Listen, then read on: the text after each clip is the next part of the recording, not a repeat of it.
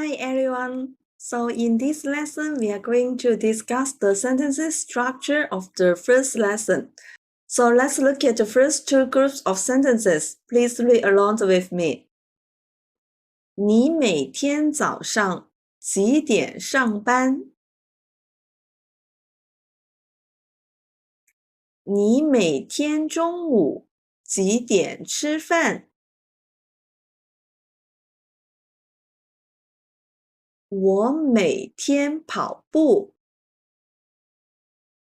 我每个星期六晚上看电影。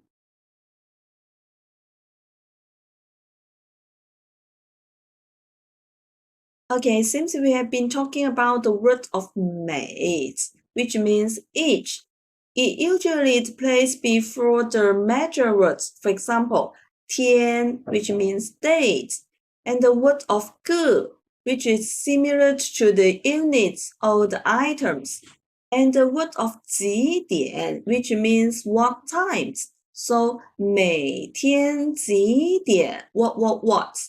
This sentence's structure is used to ask the daily habits, right?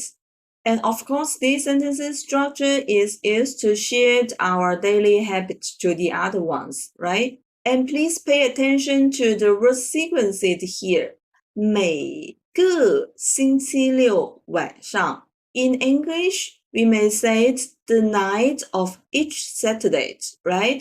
But here in Chinese, when there is more than one word to indicate the times and they are putting together, we need to start from the bigger ones and followed by the smaller ones, okay?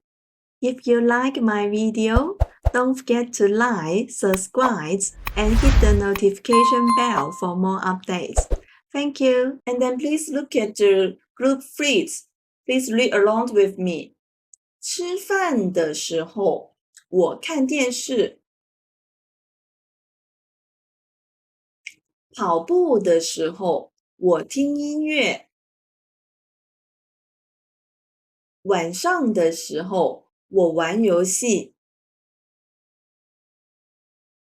And we have also mentioned that we usually say blah blah blah 的时候, which means when blah blah blah, right?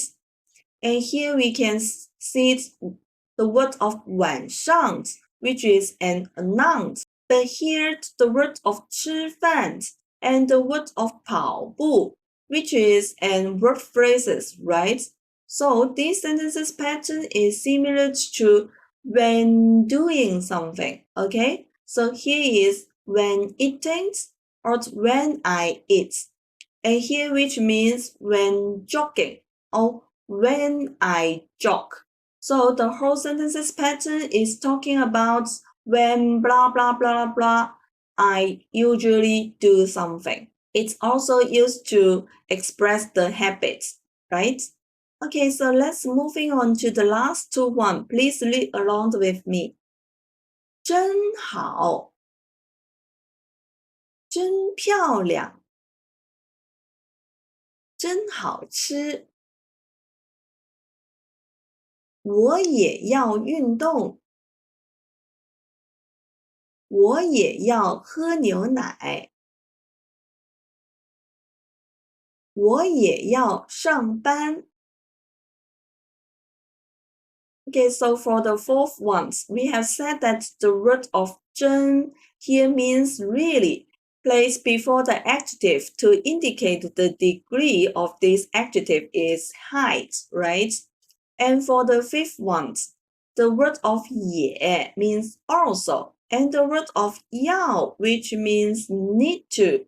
So I also need to do something, followed by the verb phrases.